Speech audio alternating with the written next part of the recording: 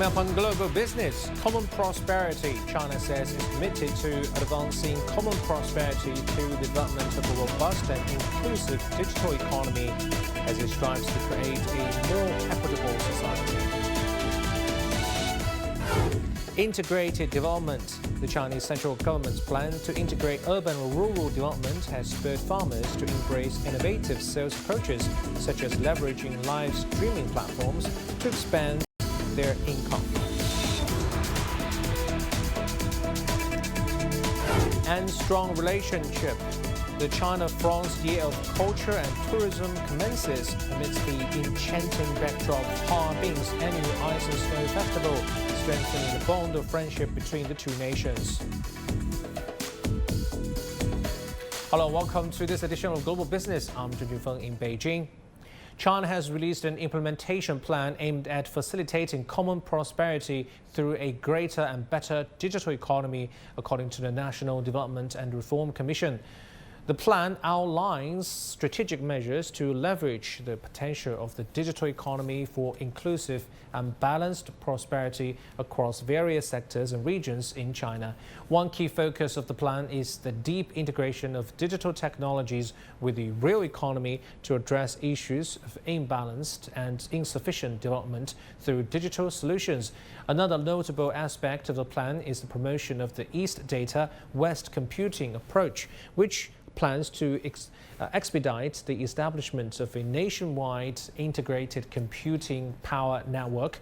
This project envisions collaboration between the east and western regions of China with the replication of successful models and extended cooperation nationwide.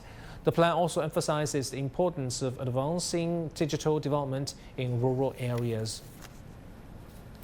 China has initiated a 3-year campaign aimed at promoting the utilization of data as a factor of production in various scenarios. This strategic move is expected to generate a multiplier effect, ultimately boosting the country's economy. The National Data Administration, in collaboration with other government units, has jointly issued a comprehensive 3-year plan. This plan specifically outlines 12 industries and areas where the value of data will be fully harnessed. The sectors include industrial manufacturing, modern agriculture, commercial circulation and transportation, and medical services. Over the next 3 years, China will intensify its effort to promote the advanced application of data, ensuring the quality of data supply, improving the environment of data circulation, and strengthening data security within these sectors. Additionally, China has set a target of achieving a 20% annual growth rate in its digital industry over the next 3 years. Now we shift our focus to the integrated development of urban and rural areas. During China's annual Central Economic Work Conference in December, significant emphasis was placed on agriculture, rural areas and farmers. The conference highlighted the urgent need to advance integrated development between the rural and urban areas. One proposed measure includes enabling the two-way flow of production factors such as labor and entrepreneurship. Entrepreneurship, a crucial production factor, is seamlessly transferring between urban and rural areas in China thanks to the country's advanced digital infrastructure. The highly digitalized landscape has enabled the use of e-commerce live streams to promote a wide range of products from cosmetics to sportswear. Our correspondent Zhang Shixuan brings us more on this trend. Many of you may have bought things from a virtual store owned by a certain brand or an e-commerce company. But what makes my purchases different this time is the produce all came directly from the farms. The orange from the Meishan city in Sichuan province, around 2,000 kilometers away from Shanghai. The apple from Luochuan County in Shanxi province have traveled more than 1,500 kilometers. These raisins from Xinjiang almost 4,000 kilometers drive away. I made all these orders while watching live streams by farmers. And their down-to-earth style has turned out to be pretty popular with people in China's big cities. Many of the buyers come from Guangzhou, Shanghai, Guangdong, Liaoning, Sichuan, Shanxi, Henan, Beijing, Gansu, Henan, Hunan, and Zhejiang. The first orders come from Sanya in Hainan. Not to mention how happy the farmers turned live streaming hosts are. During the entire talk, his smile and laughter never went away. known as Xiao Mai to his 60,000 followers. This grape farmer from Xinjiang has a good reason to smile. Sales are through the roof. I started hosting e-commerce live stream in October 2022. At that time, I got plenty of unsellable raisins due to COVID. But just a month after joining e-commerce live stream, more than 30 tons of raisins were all sold out. I even helped farmers in neighboring villages sell their raisins. We were getting 5,000 to 6,000 orders every day. His sales started to take root and sprout during the pandemic, but it's now become a full-time business, as it's created a new profitable way to make the deals that cut off the middleman. I sell raisins in my live stream at 19 yuan per 500 grams. 9 yuan is for express delivery. The rest of 10 yuan all goes to the farmer. But if there's a dealer, the dealer pays only 5 or 6 yuan per 500 grams to us for the raisins. And then they sell it at 20 to 30 yuan per 500 grams. He's no longer just selling his own produce. He's helped more than 100 farmers with their sales. Once I helped the farmer sell 10 tons of dried red dates, I also helped another farmer. In 15 days, his mushroom covering a land of 300 mu was sold out. Then other farmers get to know me. All these farmers had their revenues double or triple last year, Xiao Mai said. And he is just one of the more than 110,000 farmers that have joined e-commerce app Taobao to become a live stream host, together producing more than 3 million streams. We have conducted training to help hosts develop their own style, and those who meet our requirements and certain quality can get cash bonuses and viewership promotion. And it seems not just a matter of online promotions. It's also critical to get the products to all the people who want it. Because profit margins are thin for farmers, it's crucial to bring down transport costs. I visited a cold chain logistics center in Shanghai to see how it's managed. This is a huge distribution center. The sound you can hear is machines moving parcels around. Every day, more than 800 tons of goods are transferred through here. All goods first traveled here through main routes and will then be sent out to nearby places in the Yangtze River Delta region. The transport cost on main routes between provinces is roughly 1 yuan per kilogram, and the cost is largely lowered within the special development regions. For example, if you transport 3 kilograms of beef and mutton directly from Inner Mongolia to Shenzhen, it would cost nearly 70 yuan. But with the new model, using these shipping hubs, the cost is kept below 25 yuan. It's an almost two-thirds drop compared with direct delivery.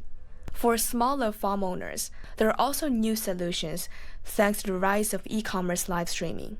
In a village growing apples in Shanxi, for example, there could be 3 to 5 live stream hosts. Together, their produce could fill up a 9.6 meter long truck directly heading to the distribution center in Shanghai. That removes the need for 3 or 4 smaller trips. Here, you can easily find some parcels with products from rural areas. Every day, 1/3 of express deliveries in China go to or come from rural areas. For farmers in agricultural regions, faster, cheaper, and new ways of transport have allowed them to turn their crops into profitable products for urban foodies. As of the end of 2023, SF Express helped ship out over 4.5 million tons of agricultural goods from rural areas, covering more than 6,000 types of fresh food. The delivery time of each parcel has now shortened by half a day on average.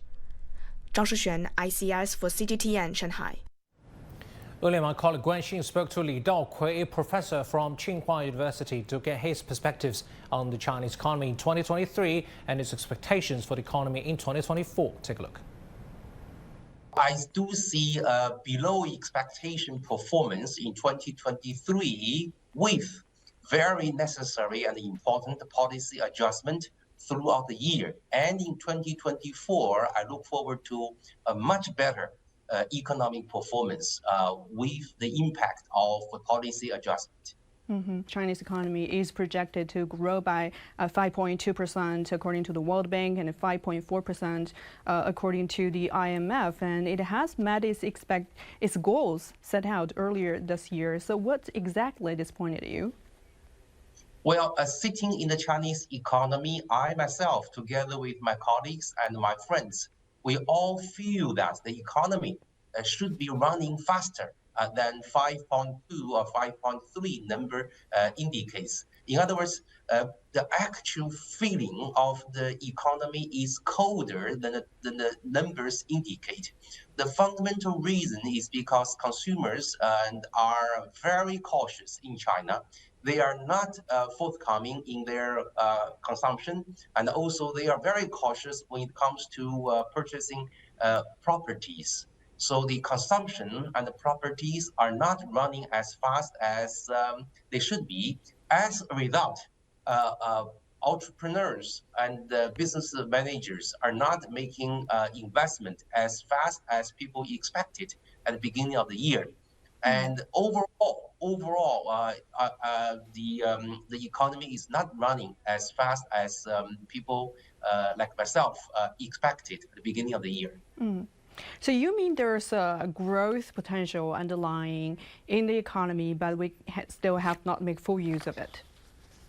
Absolutely. I think the growth potential of Chinese GDP should be something around 5.8, 5.9, a high 5 number, or even perhaps a low 6% growth rate.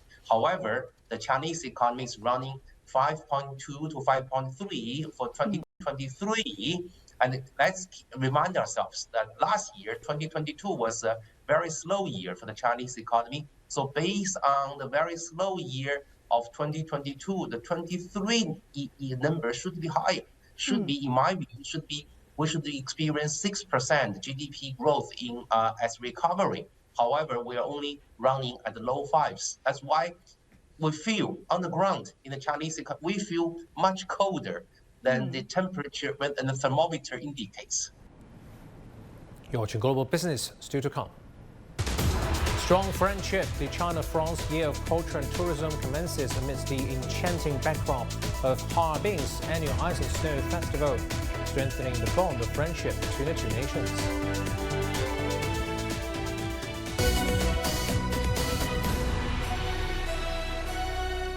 The world economy as we know it is about to change. Global business reports highlight emerging markets, developing countries, and dynamic sectors worldwide. We feature top analysts and newsmakers to provide perspectives on every facet of business. From an on-the-ground perspective, we provide you with balanced and objective assessments. Fast, sharp, and insightful. Global Business, only on CGTN.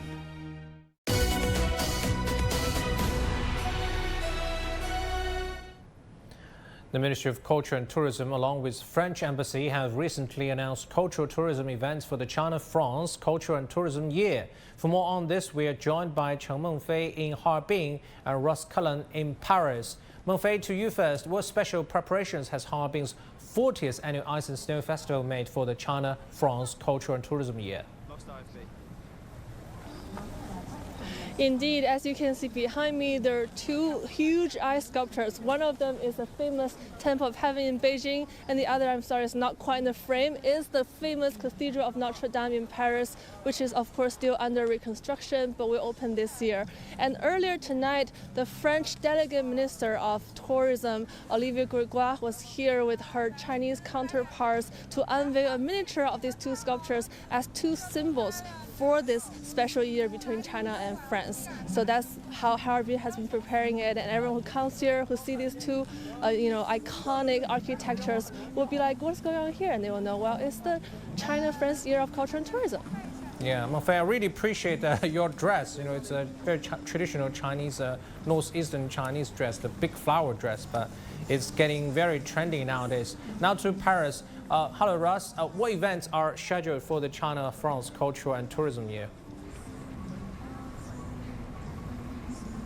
Yeah, well, Olivier Grégoire, the tourism minister, is in China, as your colleague mentioned. And we've just had in the last hour a note from Catherine Colonna, her colleague in the French cabinet, the French foreign minister, and she has put out a note celebrating and remembering her discussions with Wang Yi, her Chinese counterpart, last year, looking forward and officially unveiling the start of this Franco-Chinese Year of Tourism 2024, trying to encourage a return of Chinese tourists here to France to see such landmarks as the Arc de Triomphe. You can see behind me, of course, the Louvre Museum, Notre Dame Cathedral, as your colleague was mentioning, the Eiffel Tower as well. Such an important part of the tourist sector's demographic here in France, Chinese tourists, not only for their presence, but particularly for what they spend when they get here. And so that is part of this relaunch to try to ensure that French-Chinese visitor numbers can get back up to what they were in 2019 during the before the COVID-19 pandemic. So that focuses on all these different events that are taking place during 2024 to try to mark that artistic, creative, cinematic, the musical, particularly the other sides of tourism that will attract Chinese tourists here to France throughout this year, which of course in the middle of it during the summer has the Olympics and the Paralympic Games taking place here in the French capital. Yeah. Actually, a few years ago, I visited Paris and I really climbed up to the Arc de Triomphe myself, and it's absolutely fantastic view and fantastic historical show inside. I couldn't wait to get back to visit France again. Thank you so much. That's Chen Mengfei and Ross Cullen for us. Now, April, the French President Emmanuel Macron visited China. During his visit, the proposal to designate 2024 as the China-France Year of Culture and Tourism was included in the joint statement signed by both countries. The joint statement not only highlights the extensive plans for cooperation in various sectors, but also emphasizes the commitment to enhancing market access for enterprises in industries such as cosmetics, agricultural, food, 5G and grain development. One of the key priorities in this cooperation is the services sector, with France being the guest of honor country for two major events in China this year: the China International Fair for Trading Services, that's CIFTIS, and the China International Import Expo, or CRE. Efforts are also underway to strengthen air connectivity between China and France, in addition to collaborative ventures in new aviation manufacturing projects. For more discussion on China-France ties, let's bring in Dong Yifan, a researcher at the Institute for European Studies of China Institute of Contemporary International Relations. Thank you for joining us. How can China-France upgrade their close and lasting comprehensive strategic partnership on the occasion of the 60th anniversary of the establishment of diplomatic ties between the two countries in 2024? Compared with the relationship between China and other Western countries, China-France relation is particularly special. Both countries have similar strategic cultures and diplomatic traditions, support independent foreign policy and strategic autonomy, strongly uphold multi-pillar world and democratization of international relations. That make China-France relations of outstanding strategic importance. This year marks the 60th anniversary of establishment of diplomatic relations between two countries. Both sides will deepen their traditional friendship, inherit and develop strategic vision and wisdom of generations of leaders of two countries, guide the direction of stable and healthy development of bilateral relations through leader diplomacy, and actively deepen strategic communication through high-level dialogues in multiple fields and practical cooperation, taking advantage of opportunities such as Paris Summer Olympics to deepen people-to-people exchange and cultural exchange, deepen practical cooperation in the fields of economy, trade, science and technology and culture, even global governance, and as well as continue to inject impetus and vitality into China-France relations. Yeah. Mr. Dong, you just reminded us of the 2024 Paris Summer Olympics. What are the current highlights of bilateral cooperation between China and France? China-France practical cooperation has always been at the forefront of China-EU cooperation. Sino-French economic, trade, and science and technology cooperation have been continuously deepened along with China's reform and opening up process and modernization road. First, China and France have in deep cooperation in hardcore fields, such as nuclear and aerospace aviation, blah blah, and major projects is continuously launched in those years. China's super large market provides important support for French pillar industries, making companies from both sides to enjoy mutual benefit and double win. Second, China and France has a high mutual recognition of each other's consumer goods. French agricultural products has a good reputation among Chinese consumers. French clothing and cosmetics are sought after by Chinese young people. Chinese electricity products and daily consumer goods continue to meet the needs of French consumers through China-Europe Railway. These cheap and high-quality goods help French people improve their purchasing power and consumption levels. The third is mutual cultural appreciation. French is the most favorite overseas destination for Chinese travelers, and the Chinese long history and unique culture have strong appeal to French people. And China and France's new visa policies will attract more and more people from both countries to communicate with each other. Mr. Dong, both China and France are very serious commitment to reduce carbon emissions. China also signed up the Paris Accord. In light of the China-France Carbon Neutral Center, how can China and France strengthen their cooperation on green science and technology to address climate change? China and France are both major countries positively combating climate change, and both sides attach great importance to developing green technology in achieving carbon neutrality. The establishment of China-France Carbon Neutrality Center marks the positive intention of both sides to deepen cooperation in green technology. Both sides should promote relevant cooperation in multiple levels. First, universities and scientific research institutions on both sides should establish more bilateral cooperation mechanisms to promote joint research, talent training, and close integration of industry and research. Secondly, China and France can build more cooperation platforms to connect enterprises, research institutions, governments of both sides, and financial entities, and use all aspects of resource to promote cooperation and fulfill projects. Third, China and France can also carry out third-party cooperation in Africa, Latin America, the Middle East, and other regions, and leverage their advantage in technology, capital, and supply chains to help local energy transformation. Thank you so much, Mr. Dong. That's Dong Yifan from China Institute of Contemporary International Relations.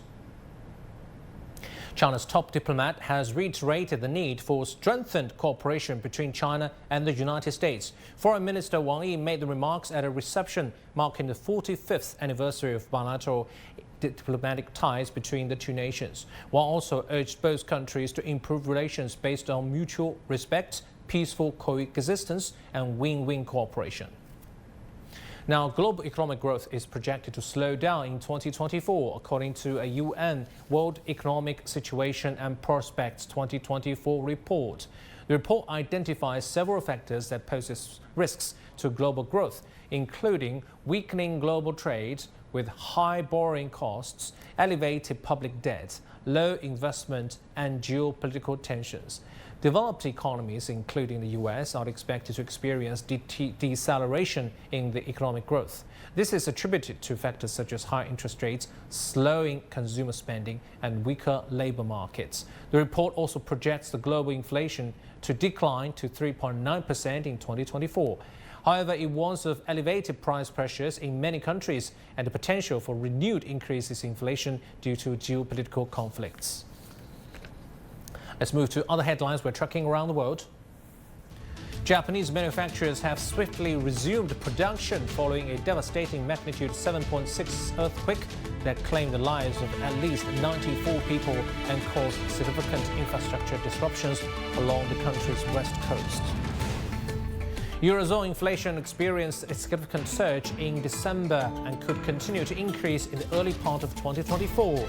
The surge has eased pressure on the European Central Bank to lower interest rates from the current record highs, with factors such as the expiration of government subsidies and the exclusion of low energy prices from the base figures, helping the inflation rate trend. India's services sector concluded 2023 on a solid footing, with activity in the sector expanding at its fastest pace in 3 months in December, driven by buoyant demand and optimistic outlook for 2024. The figure for December rose to 59 from November's one-year low of 56.9. Partnering with Chinese EV giants is a crucial aspect of the Tunisian government strategy to put more clean energy vehicles on the roads of the African country. They've set up an ambitious goal to bump the number of EVs by 250 times within just 3 years. Our Aden Chao Chuichi reports. Tunisia's government is hopeful of boosting the fortunes of its electric vehicle manufacturing industry and reduce the fuel import bill, while also lowering the market's overall emissions. Authorities have introduced a direct stimulus, granting around $3,500 until the end of 2025 to encourage consumers to purchase electric vehicles. The state-run National Agency for Energy Management is one of the main stakeholders in charge of implementing the ambitious electric mobility projects and stimulating the growth of the country's electric vehicle industry. Tunisia is aiming to keep up with the latest global developments in the electric mobility market. The state is encouraging motorists to increase adoption of electric cars by offering incentives to companies to install charging stations and adopt transport regulations. The local startup Bako Motors is a pioneer in the design and manufacture of electric vehicles in Tunisia. The company is one of the first beneficiaries of the state support for the promotion of clean mobility. We have found concrete support from the Tunisian state. VAT has been lowered from 19% to 7%. The company benefits from the tax-free advantage on customs duties for manufactured spare parts. The integration rate is more than 50% at this factory. The president of the Tunisian Chinese Parliamentary Commission is optimistic that the electric vehicle industry in the North African country could be developed by boosting cooperation with giant companies in China. Tunisia needs to boost its partnership with China by offering incentives to Chinese companies to set up EV factories in our country and to launch new industrial zones dedicated to electric car makers. Tunisia recently inaugurated its first electric vehicle charging station powered by solar panels. A 22-kilowatt recharging point will be used by the National Agency for Energy Management. The pilot project also includes storage batteries. According to industry department data, there are less than 200 electric vehicles in Tunisia, which are mainly operated by foreign companies. Authorities say the aim is to increase that number to 50,000 by 2025 and 140,000 by 2030. Aden Shawishi, CGTN, Tunis. With that story, we wrap up this edition of Global Business. I'm Junjun Feng in Beijing. Thanks for watching. CGTN continues with more news and views. Stay with us. And from me and my team, very happy weekend.